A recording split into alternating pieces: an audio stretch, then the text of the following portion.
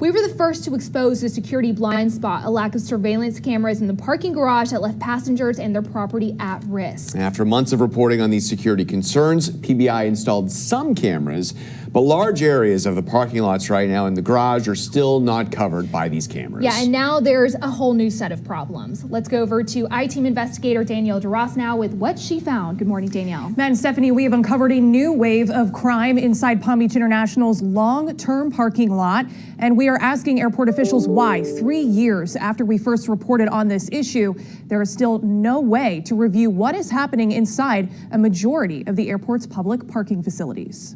Can't believe this is happening. Mel Correa is a very frequent flyer. It's part of his job. And when he returned to the long-term lot at PBI after a recent trip, he found something very wrong in his Ford F150. The center console was up, the gun safe broken into, and his weapon stolen. He immediately called police. Asked the police officer, can you look at the cameras? He replied, we don't have cameras, which I thought was pretty odd. How can an airport like that big, not have cameras? If a crime is committed in the parking garage, will there be any video surveillance to show it? That's a question the CBS12 News I-Team started asking 3 years ago when we first learned about the almost unbelievable lack of security cameras on airport property after somebody hit Deborah McCullen's parked car while she was away. A person could be assaulted, a person could be stabbed, they could be robbed, and then there's no video evidence to monitor those areas. As we reported then, Palm Beach International was one of the only major airports in the region without security cameras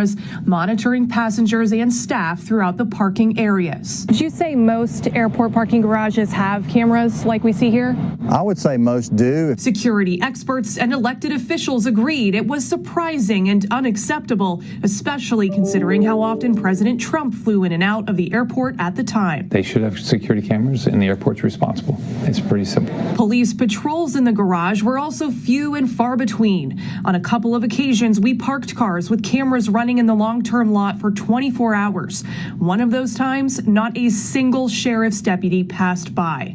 Then, 4 months into our investigation, we spotted this. And I want you to look behind me and look up right there. Security cameras. You're looking at the first sign that Palm Beach International Airport is stepping up its security measures. Security cameras were installed by the elevators in the short-term parking. It appeared to be a promising start. But apparently, that is where it ended, because today, those handful of cameras are the only ones in the short-term lot, and here in the long-term lot, there are no cameras in sight. I thought it should be brought awareness to it because nothing's changed in a couple of years, other than a few cameras that are ineffective. Mel tells the I-Team he's confident if there was video evidence, police would be able to catch the criminals who trashed his truck and took his gun. But there are a lot more cases than Mel's that might have been solved with a few critical seconds of video. We requested records from the Palm Beach Sheriff's Office for PBI parking areas for all of 2022. Not including motor vehicle accidents, there were 88 incidents reported on the property, including assault and battery, theft, and property damage.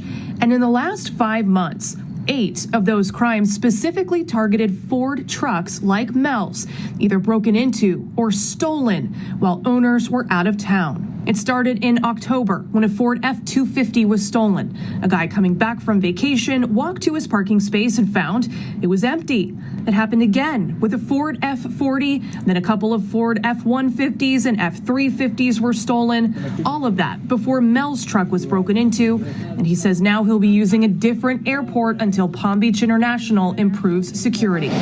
Luckily, I have the option of flying out of West Palm or Fort Lauderdale, which I'll be flying out of Fort Lauderdale from now on because there's nothing to prevent it from happening again. In all the time we've been investigating airport security, PBI officials have never agreed to do an interview, citing the confidential nature of security operations. They did send a statement which promises security improvements are in progress, including additional cameras. And the county director of airports, Laura Beebe, provided more detail to county commissioners, letting them know about our story, adding that an additional $1.8 million is being spent on installing more cameras, and that she hopes they will be operational by the end of the year. The I-Team will, of course, stay on top of this story and let you know if and when those new cameras go up in the long-term lot. And we'll let you know if victims like Mel get any resolution in their criminal cases. All right, so you spoke specifically about those Ford trucks. Do we know why they're being targeted? Well, last year, the I-Team did a story showing how the F-Series is the most commonly stolen vehicle in the United States. And in this story, which is on our website right now, we explain how this often happens. People are using what is called key fob clones. They use a device that can pick up on this signal from your key fob and then copy it. So they're detecting the signal the moment you press the button and lock or unlock your truck using that key fob. That allows these criminals to break into the truck without ever having to pick a lock or smash open a window.